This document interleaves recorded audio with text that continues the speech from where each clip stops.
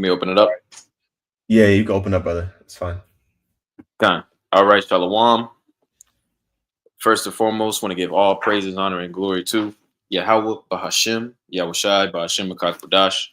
Double honors to the elders and apostles of Great Millstone that taught us this truth. And Shalom to the hopeful elect, the Yakim and the Aquab scattered around the four corners of the planet Earth. All right, I'm the brother Arak from GMS Dallas, and I got the priest Aina with me. All right, and this is going to be a continuation of the series on Ephesians that we've been going into. All right, and in this sit down, we're going to be touching on Ephesians, the 4th chapter. All right, and we're going to try, to get us further, as far as we can through the chapter. It's a little lengthy, but we're going to get through it. Lord's willing, this lesson is edifying. All right. I can go ahead and read if you want and get into it, unless you had anything else you wanted to open up with. Let's go ahead and get into it, brother. Kind. This is Ephesians chapter 4 and verse 1, and the subheader of the chapter is unity of the Spirit. And that's relevant because as we've been going into, in the first chapter, Paul basically addresses the audience, which is the Israelites scattered, that were predestined from the foundation of the earth.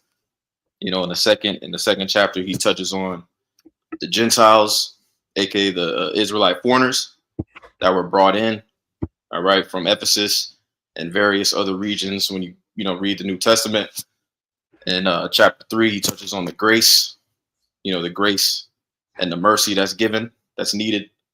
And then in chapter 4, as we're about to go into, he goes into the unity of the Spirit, because anytime you have a diverse, group of people, a diverse group of individuals, it's important, unity is important, coming under one banner, one standard, but without further ado, this is Ephesians chapter 4 and verse 1.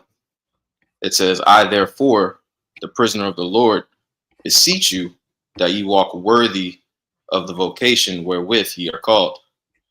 All right. And, Paul refers to himself as a prisoner, in this verse, essentially, because when you come into this thing, you're locked in. There's no turning back. There's no looking back. And a matter of fact, I had this hell that I wanted to open up with. I can share my screen if you want me to. This is Hebrews chapter 10. Yeah, you currently sharing the screen right now, by the way. I can see everything. Yeah.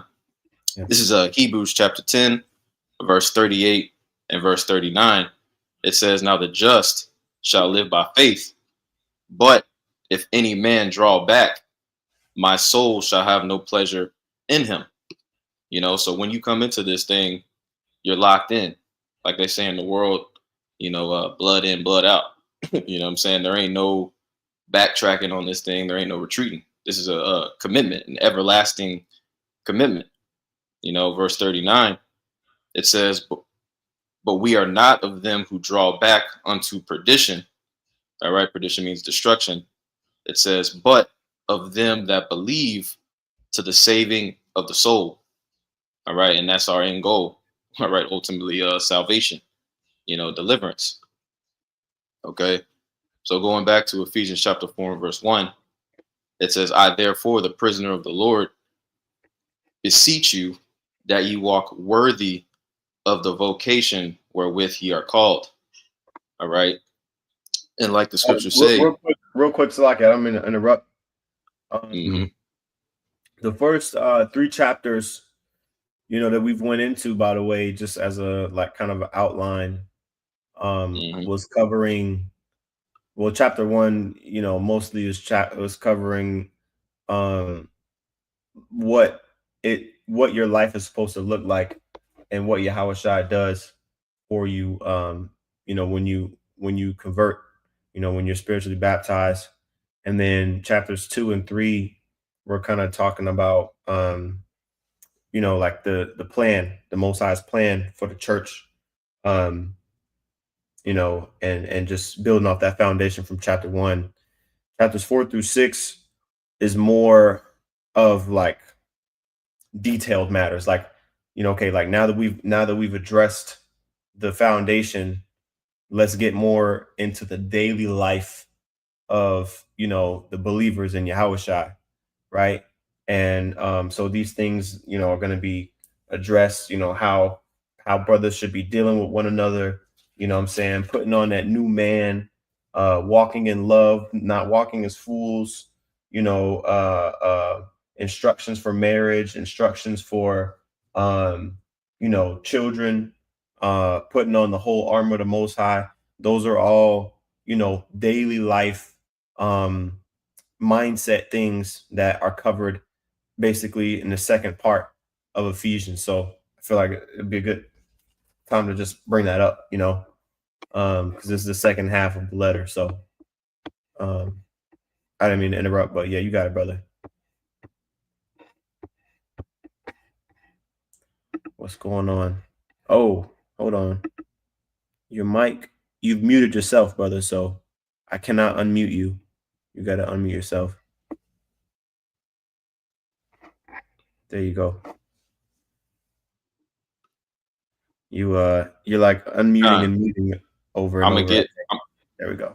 I was gonna get this word backing you up because you went into that term, daily life. Basically, how you're supposed to conduct yourself once you've been called into this thing. This is that word, worthy, Strong's G516 axios, and when you go into it, it says suitably, worthy, in the manner worthy of, and then when you go down, it says appropriately.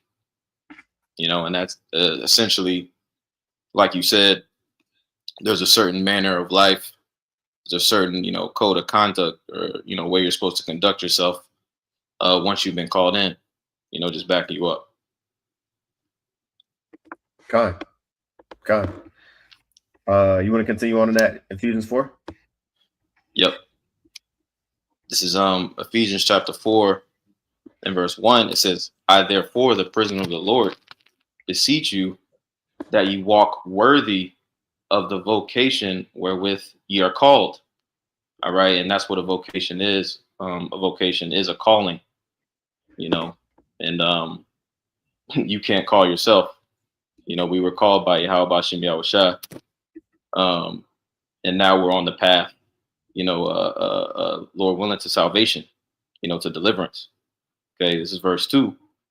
It says, with all lowliness and meekness, with long suffering, forbearing one another in love. So again, we've been called, and the fact that we've been called, we should be basically displaying certain attributes, fruits of the spirit. All right, like it says, lowliness, meekness with long suffering.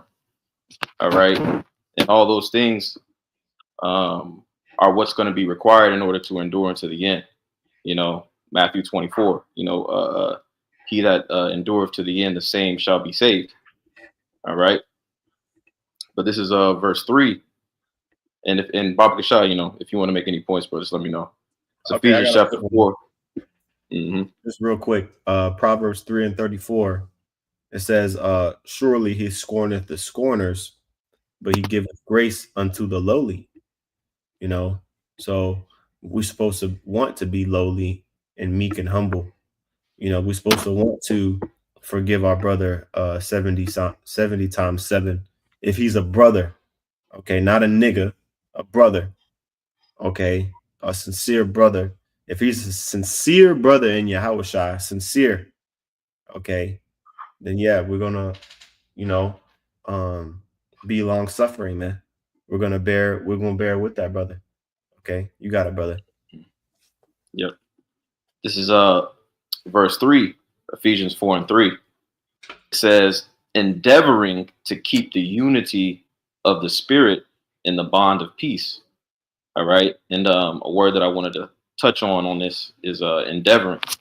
All right. Because essentially, when you go into, our history, division is something that basically plagued, our people, going all the way back to even, Jacob, all right, and, the 12 sons, the 12 patriarchs, all right, Joseph, as an example, the conflict, so to speak, that, took place between Joseph and his brethren when you read Genesis 37, all right, as well as the split, the split of the kingdom under the time of Solomon, all right, Jeroboam and Rehoboam, just as examples. But I want to get this word endeavoring real quick. This is Strong's G4704. It says spaudazo, and it goes into hasten, all right, to make haste. It says to use speed, to make effort. So when it says endeavoring to keep the unity, that's an actual actionable thing that we're doing, an effort, which is a cut on the lone wolf spirit, that can plague, certain individuals that hear the truth. Really, on the contrary, you're supposed to be endeavoring to be a part of something bigger than yourself, to be unified. Yep. And some of the other words. Same word for diligence. Mm-hmm. Second Peter 1:10. Give diligence to make your calling and election sure. For if you do these things, you shall never fail. The same word. To put Mm-hmm. forth that effort, to exert yourself, to actually put forth the effort. And so that's the thing. That's the common denominator that you're going to see. With these letters of encouragement and talking about how to deal. These are the letters that a lot of Israelites that know that they're Israelites need to read, to learn how to deal. This is how we know the culture that was established, okay, by starting with Yahushua and the apostles. This is how we know, okay, the details. Paul addressed a lot of the things that he saw, that needed to be tweaked, within these various different churches. And so some of these scriptures are going to overlap, different precepts are going to pretty much be saying the same thing. Okay. But at the end of the day, repetition is the best way to learn. So we can get to you going, bro. God, yep. And some of those other words it has on there is labor and study, which is that's also how you stay unified in this thing, by teaching the correct doctrine, by studying. All right, studying to show thyself approved, and then when you're teaching what we've been taught, teaching the correct thing. That's all a part of endeavoring to keep the unity. But I had a quick account, real quick, in Luke 9, going into that as well. This is let me share my screen. This is Luke chapter 9 and verse 49. All right. And I'm going to get to the point on this. And it says, and John answered and said, Master, we saw one casting out devils in thy name, and we forbade him. Meaning, basically, the disciples, when they were following Yahushua, would come across, or they came across, individuals that weren't necessarily, it within, direct followers. All right. And but I'm going to keep reading. It says, and John answered and said, Master, we saw one casting out devils in thy name, and we forbade him, meaning they, stopped him. It says, because he followeth not with us. And Yahushua said unto him, forbid him not, for he that is not against us is for us. And I just wanted to get that as another example of keeping the unity, as long, because, obviously we know, we're a part of Great Millstone. All right. We believe, we are the ones with the 100% truth. All right. But, the elect is scattered, and as long as they're coming in the name of Yahweh Bashem Yahushua and preaching the correct thing in sincerity and truth, then they're a part of the congregation as well, But let me jump back. Just wanted to get there real quick.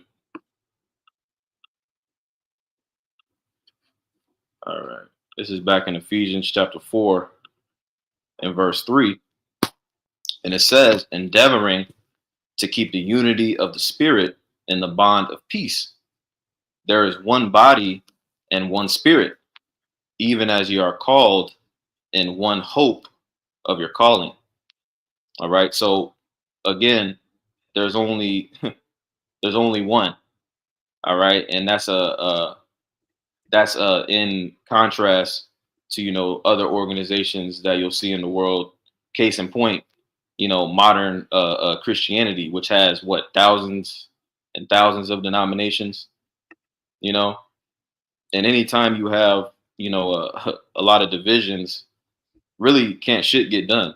Shit doesn't get done when you have, guys over here doing one thing, guys over here doing another thing, and that makes me think about the quote that they say in the world, a closed fist is stronger than an open hand, and that's part of the reason why the body in this time is so unified. There's power that comes with that.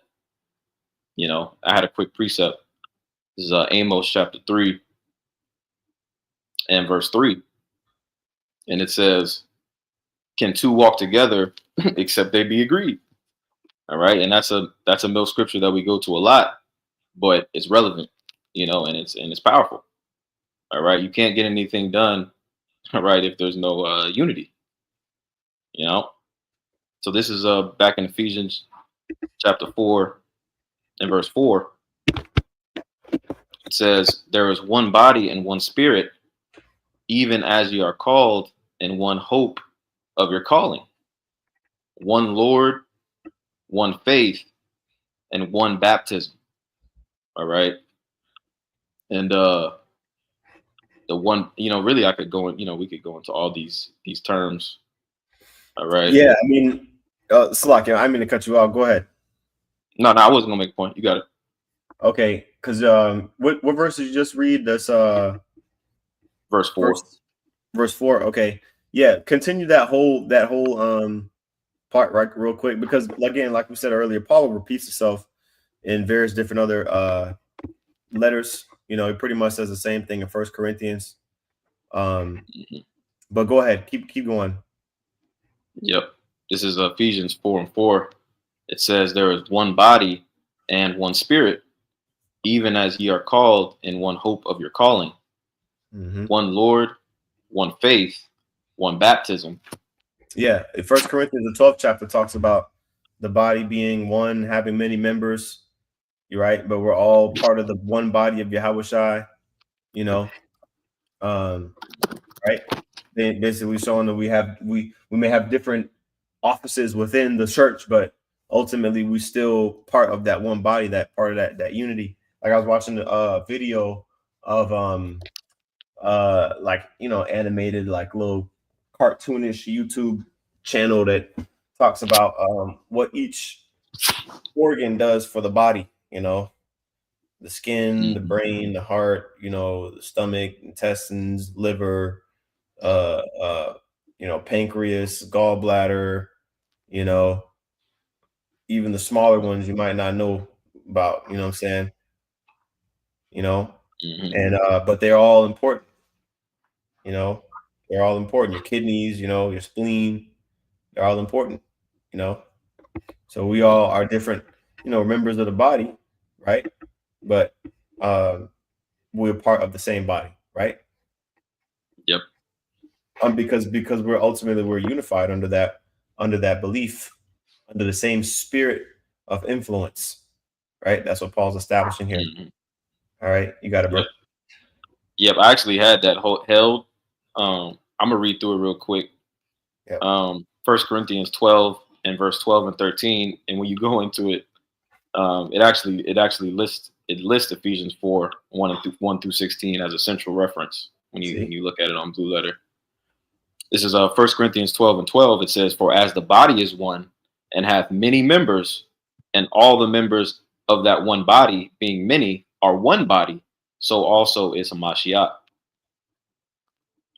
Verse 13, it says, for by one Spirit are we all baptized into one body, whether we be Jews or Gentiles, whether we be bond or free, we and have been all made to drink into one spirit. You know, going into what the brother said. You know, and the body is governed by the head, and we know the head is Yahweh Shai. You know, so even though brothers have different lots, different abilities, gifts, talents, it's all being how can I say it, harmoniously arranged, so to speak, you know, by Yahweh Shah. But going back to Ephesians, this is Ephesians chapter 4 and verse 6. It says, one God and Father of all, who is above all You still and showing through the all. other screen, by the way. Okay, Con. There we go. Yeah. This is Ephesians 4 and 6. It says, and one God and Father of all, who is above all and through all and in you all. Yep. Hey, the omnipotence of Yahweh Bashim Yahweh Shai, you know, cannot be ignored. You know, I know that's in the Apocrypha. Let me find it real quick. You know, that's the scripture that made me think about that. For all, through all, in you all. Like, you know, people got to understand that too. Sirach 19. Here we go. Sirach 19 and 20. Where the heck is my... Okay, this tab is useless. There we go. Sirach 19 and 20. I got it. Oh, you got it? Okay, cool. Yeah, I got it for you. Go ahead. This is Sirach chapter 19 and verse 20. It says, the fear of the Lord is all wisdom, and in all wisdom is the performance of the law and the knowledge of his omnipotency. See that? So going back to what we just read in Ephesians 4, right? It says, you know, the Most High, you know, who was the Father, right? Who was above all and through all and in you all. Like, yo, that's big. That's important. Like, if you don't understand that, which is the basics, all right, that's like step one. Then everything else is nothing else that we say is gonna make sense. Okay, and the etymology of omnipotent, you know, by the way, let me just click it real quick. Let's get the etymology. It says omnipotency. Oh snap! Let me make sure my screen is visible. Okay, let's remove this real quick. Put mine up there. Okay, it says omnipotence, unlimited divine power. You see that? You see that? So if you don't understand that, if you don't understand that's the power that we're dealing with, from late Latin, omnipotentia. Okay, almighty power. Potentum. Okay, all powerful, almighty, from omni, which means all, and then potens, which is powerful. All powerful. You see? So yeah, man. Even got a biblical, you know, like mentions the Most High, you know, in there, because that's really where it comes from. But anyway, you got it, brother. Kind of. This is back in Ephesians chapter 4 and verse 7. It says, but unto every one of us is given grace according to the measure of the gift of a Mashiach. You know, so you know, basically he's diving deeper into the, you know, the fact that yes, there's unity, yes, there's one body, there's one spirit, all right, but still each member has its own function, has its own job, you know, and Yahweh Bashim Yahweh Shai has basically supplied, you know, the spirit, you know, and everything, you know, for that job, you know, to be accomplished, to be done. on a big scale, all right, and then also on a smaller scale, each individual brother, and a precept I have for that. This is Romans chapter 12 and verse 6. I'm gonna read down to 8. I'm starting at verse 5 actually. It says, "So we, being many, are one body in Hamashiach, and every one members of another," right? Because even though you're an individual member, you're still connected to another member. Like your arm is connected to your shoulder. Your hand is connected to your arm. So on and so forth. Verse 6, it says, "Having then gifts differing according to the grace that is given to us, whether prophesy, let us prophesy according to the proportion of our faith, or ministry, let us wait on our ministering, or he that teacheth on teaching, or he that exhorteth on exhortation, he that giveth, let him do with simplicity, he that ruleth with diligence, he that showeth mercy with cheerfulness."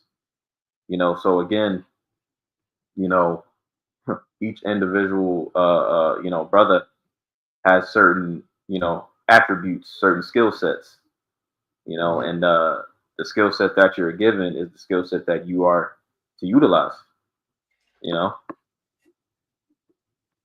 Yep. Go, but this is going back in Ephesians chapter 4 and verse 7. It says, "But is unto every one of us is given grace according to the measure of the gift of Hamashiach. Wherefore he saith, he ascended up on high and led captivity captive and gave gifts unto men." Yep. Right? Let's get that. Psalm 68. Or actually, I got it. I Mhm. got it right here. I can pull it up on my screen though. Okay. Yep. I'll read it for you. Okay. Psalm 68 and verse 18. Actually, start at verse 17, Bible Shah. Again. This is Psalms chapter 68 and verse 17. It says, "The chariots of Yahweh Shemiah Shah are 20,000, even thousands of angels. The Lord is among them, as in Sinai, the holy place." Yeah, so Verse think about 18. that. Think about the fact that basically it's a innumerable amount of chariots. When Yahushua pulls up on the scene with the chariots, bro, it's gonna be a beautiful sight, you know? And so with this being in mind, this was part of the doctrine, of course, the understanding back then and during a time of the early time of the church, back when the original apostles and Paul, was writing these letters. And so that's that grace, okay, and the gift of Yahweh Shai, right? Go ahead. Verse 18, it says, "Thou hast ascended on high, thou hast led captivity captive, thou hast received gifts for men, yea, for the rebellious also, that Yahweh Shem Yahushua might dwell among them."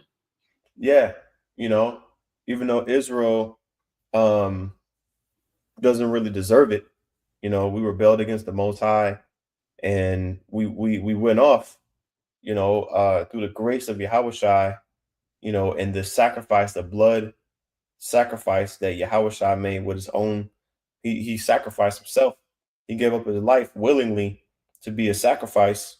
And through the blood of Yahweh Shai, we basically have been cleansed through faith in that sacrifice and in his name and what that means, okay, for Israel, for those who starting with those who believe. And so it talks about the ascension, right? When you go back to Ephesians 4, but I just wanted to get that reference in Psalms. Mhm. Yep. This is actually I had something real quick. Okay. This is Hebrews chapter 2, verse 9 and 10. It says, but we see Yahushua, who was made a little lower than the angels for the sufferings of death, crowned with glory and honor, that he, by the grace of the Most High, should taste death for every man. You know, going into basically like the brother just said, the sacrifice that Yahushua made, coming lowly. But this is verse 10. It says, for it became him, for who are all things, and by whom are all things, and bringing many sons unto glory. Right? Because with Yahushua doing what he did, he was able to send us the Comforter. He was able to send us the Holy Spirit. And with that comes all the, the grace and the gifts, that we were just reading about in Ephesians 4. All right, but I'll finish this out. Hebrews 2:10. It says, for it became him, for whom are all things, and by whom are all things, and bringing many sons unto glory, to make the captain of their salvation perfect through sufferings. And that was pretty much the point on that. That was the domino. Yahushua doing what he did was the domino that we needed to fall to basically, get back right, with the Heavenly Father. But this is back in Ephesians chapter 4 and verse 8 again. It says, wherefore he saith, when he ascended up on high, he led captivity captive and gave gifts unto men.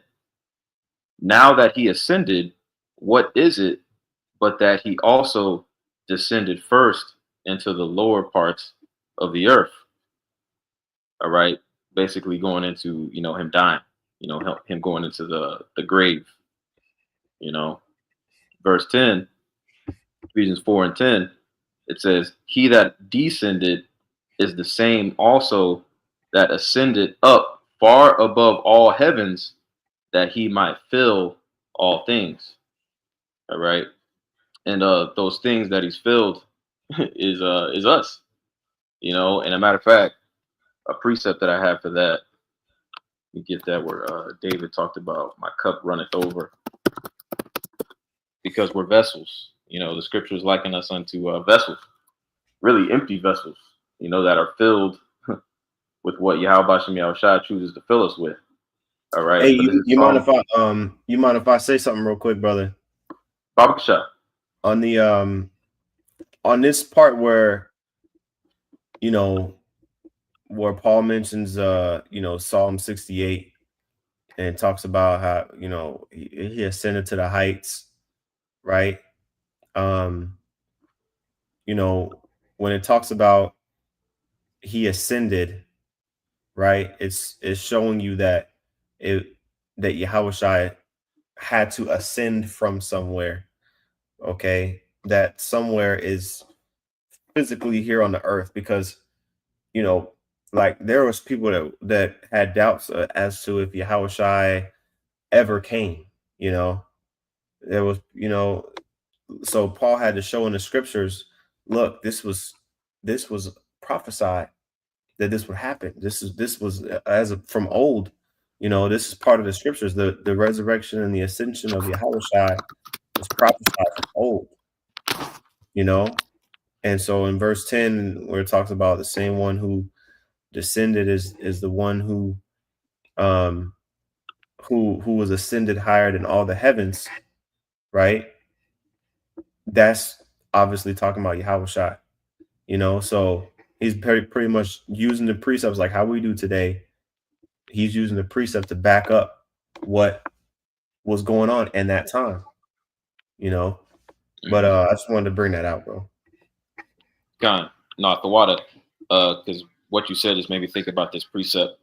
This is John chapter 12 and 31 and 32. If you want to speak on it, you can. Mm-hmm. It says, now is the judgment of this world. Or let me start at verse 30. It says, Yahushua answered and said, this voice came not because of me, but for your sakes. Talking about the thunder. When you read up, it goes into how it thundered, but Yahushua, it was a voice. But this is verse 31. It says, now is the judgment of this world. Now shall the prince of this world be cast out.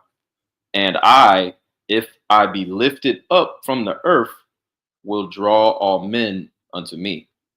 Yeah. And it ain't no if, this is when it happened, because it did. Okay. And that's how all the Israelites that ultimately are of the elect are called, all right, unto Yahushua. Okay. And so um also too, he didn't die a normal death. Yahushua didn't die of old age. He didn't die, you know, uh, you know what I mean, from cancer. No, he was killed. Okay. And that being lifted up is it was really like twofold, because the way he died, it was on the cross, being crucified. He was Yep. lifted up on that cross, and he gave up the ghost in front of everybody. You know, Yep. he was killed in front of everybody, and then he was resurrected, and then ascended in that manner as well. Okay, and ascended into the heavens after he was resurrected. So, you got it, bro. God. This is that made me think about Acts 1. Acts the first chapter. I won't pull it, but Yeah, I mean that's what was being taught. It's like what was being taught was the resurrection of Yahushua. So Paul was going into the scriptures to show and prove that this was prophesied anyway to happen. mm-hmm. Yep. This is Ephesians chapter 4 and verse 10. It says, "He that descended is the same also that ascended up far above all heavens, that he might fill all things." You know, like the brother just mentioned. In Matthew, 28. After the Lord went through what he went through, he had made that statement. All power in heaven and earth is given unto me. And since then, Yahweh Shai has basically been influencing everything that happens on the planet Earth, including, our daily life, our walk, that makes me think of the precept, man's goings are of the Lord, that's literal.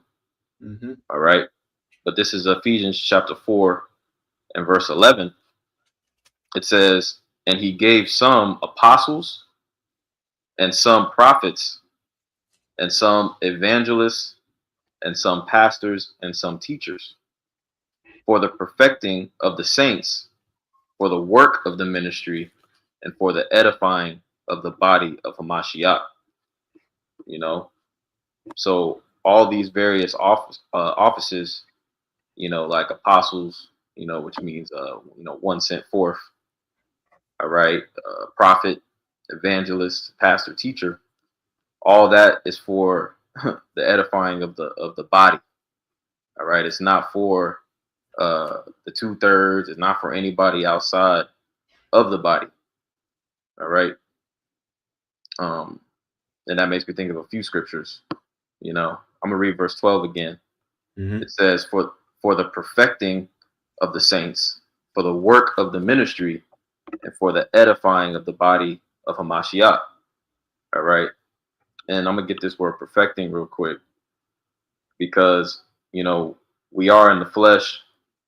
All right, so we know that we're going to make mistakes, we're going to go off, but as the Lord said, and I believe it's either Matthew 5 or 6, where he said, "Be ye perfect, as I am perfect," roughly paraphrasing.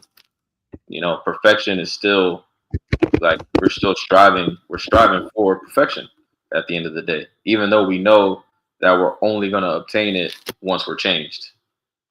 All right, but this is Strong's G2677 that we're perfecting.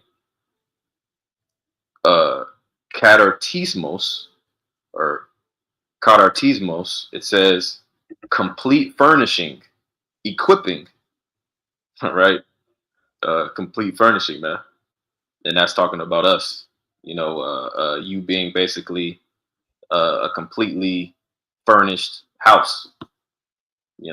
Having all the things that you need. All right. to endure unto the end ultimately. Did you have a precept, Bob? Yeah, I was waiting for you to so yeah, I wanted to get this real quick. Mm-hmm. Well, I know you quoted, actually that was the one that came to my mind as well. Matthew 5 and what was that? Matthew 5 and I want to say 20. Hold on. Where is it at? I had it pulled up. Matthew 5 and 48. I'll read it real quick.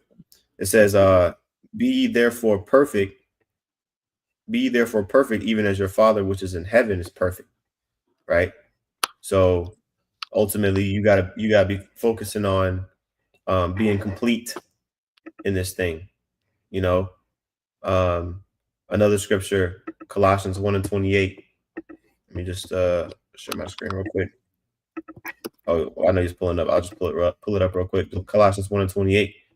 Right. It says, talking about Yahushua, whom we preach, warning every man and teaching every man in all wisdom, that we may present every man perfect in Mashiach Yahushua, whereunto I also labor, striving according to his working, which worketh in me mightily. Right. So that's the focus part. That's the focal point of this ministry. Okay. Is to warn, like the scriptures say, we basically through fear, through the terror of the Lord, we persuade men. A warning is supposed to put fear in you. All right. We just went into that Sirach 19 and 20 about the fear, what was it? The fear of the Lord is all wisdom, right? And then when you know better, you do better, right? So that's what's supposed to happen, unless you're just a rebellious demon, But anyway, that's all. Yep, that's it. This is back in Ephesians chapter 4 and verse 12. It says, for the perfecting of the saints, for the work of the ministry, and for the edifying of the body of Hamashiach, till we all come in the unity of the faith and the knowledge of the Son of Yahweh, unto a perfect man, unto the measure of the stature of the fullness of Hamashiach. You see that? And as we, yep, you got it up. No, I was gonna say you're supposed to. It says unto the measure of the stature of the fullness. Like that might. I mean, I don't know. It makes sense to me. Like you're supposed to measure up to the expectations that Yahweh set for you. And it's a constant fight until Yahweh comes back. So it's just like being born as a baby. You don't know what you're going to achieve in that life. Your parents don't know what you're going to achieve, how you're going to look when you're older, like what type of person you're going to be. That you just like a baby. You don't you only seeing the embryonic stage of who you're truly meant to be. Right now, imagine if we could see who we're going to be in the kingdom. Imagine if we could see how we're going to rule and everything like that. And then even getting to that point, the things that, imagine if we could see at the beginning of our individual walks, the things that we've overcome up until this point, and the things that we're going to overcome to get into the kingdom. Right. So even though it has not been fully made manifest yet, we're in that process of being refined, in the process of being tried. And at the end of that process, you will be that pure bar of gold. Once all the other impurities are taken out, you will be the most valuable element on the earth. Okay.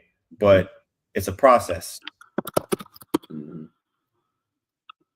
Yep. Quick one, backing you up. This is Hebrews chapter 12 and verse 23. It says, I got to start at verse 22.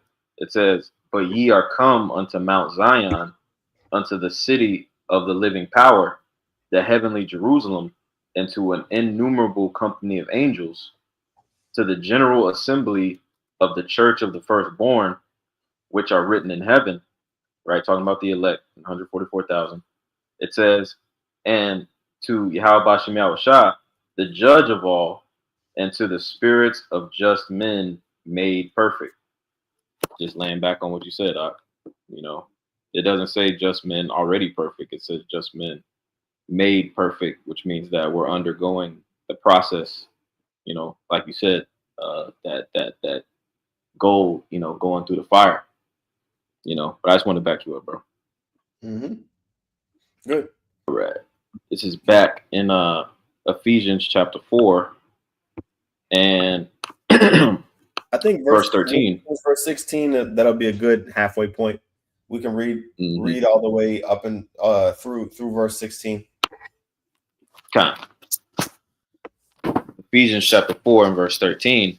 It says, till we all come in the unity of the faith and of the knowledge of the Son of the Most High, unto a perfect man, unto the measure of the stature of the fullness of Hamashiach, that we henceforth be no more children, tossed to and fro, and carried about with every wind of doctrine, but by the sleight of men and cunning craftiness, whereby they lie in wait to deceive. Mm-hmm. Real quick precept. 1 Corinthians 14 and 20. Again, as we said earlier, a lot of these precepts are gonna, of Paul's letters are gonna be precepts of one to another, basically, is what I mean. Like, we're gonna be using different precepts from Paul's different letters to back up what's being said in the others. You want me to read it, or you want to get it? Yep, I got you, bro. I got it pulled up. Okay. This is 1 Corinthians 14 and 20. It says, brethren, be not children in understanding. Howbeit, in malice be ye children, but in understanding be men. Yep. You see, again, instruction for the church. You can see as the headliner. That's pretty much the same thing that we're going into in Ephesians 4. But it says basically, don't be simple, man. Okay, but in wickedness and in evil, don't have nothing to do with that. We should, like R. Kelly. I don't know how to hog tie people. You know what I'm saying? Like, you know what I mean? Good. We should know. We shouldn't. There's certain things like that it's not edifying to know how to steal a nigga's social security or credit card information and shit, but right. but in understanding of the scriptures and everything like that, yeah, we're supposed to be on point. Yep. Going back to that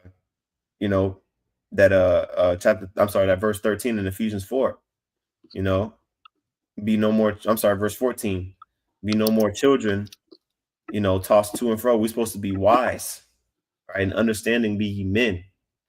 Okay. Because little children, obviously, you can tell them anything, Santa Claus, Tooth Fairy, all this bullshit, right? And they'll believe it.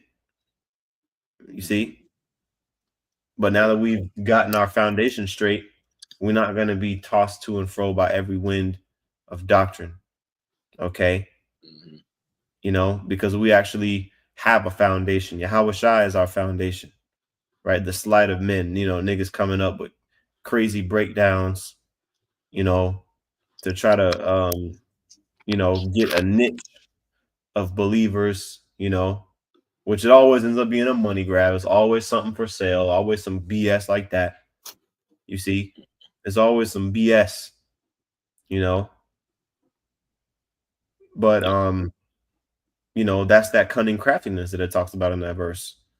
They're lying in wait to deceive you. They want that bread. They want, when I say that bread, I'm talking about they want that money. Whether it's the Christian church,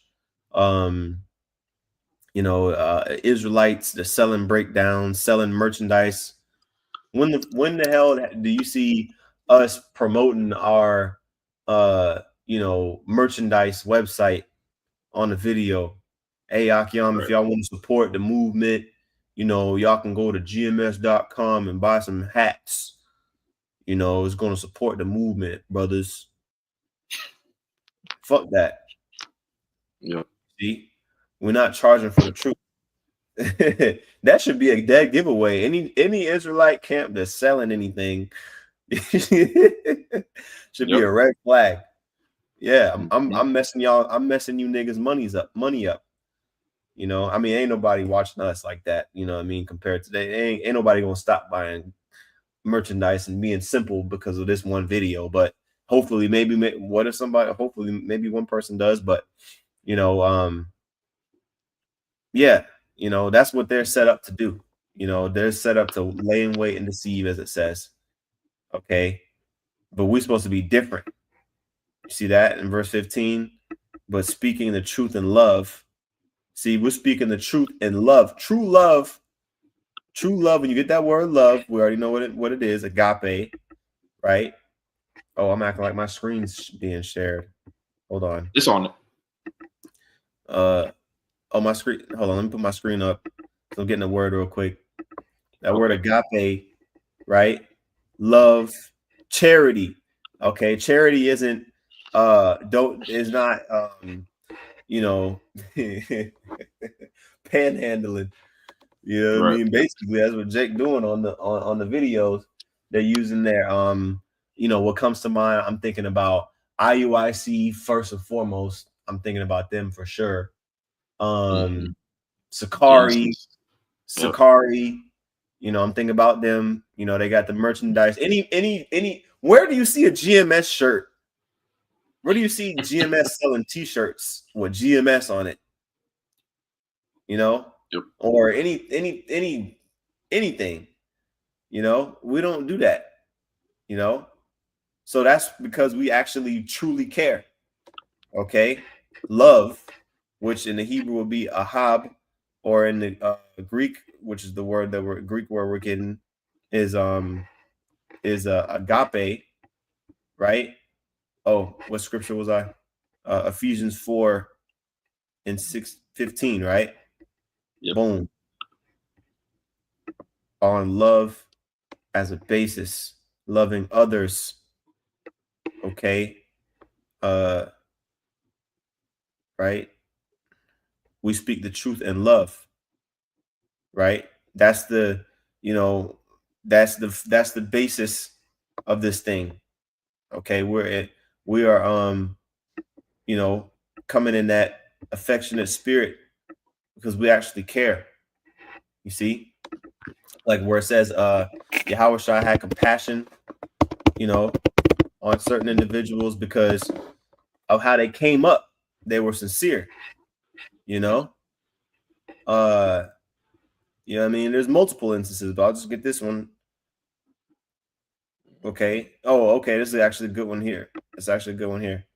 Um, you know, when Yahweh Shai fed the 4,000, you know, many people were brought unto Yahweh Shai and he healed them. Yahweh Shai healed a lot of people, you know, because imagine, see, this is before modern medicine, before the chemical revolution and the medical like understanding of how, you know, chemistry works.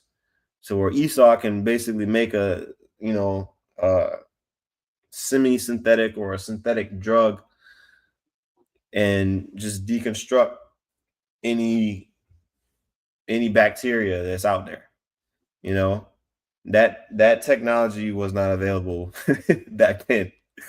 Hmm. So, you know, if certain, you know, natural remedies didn't work, you know, your ass was grass, you know. So Yahushai being able to just instantaneously heal people just by touching them or not even needing to even touch them, just saying the word, that's a huge deal.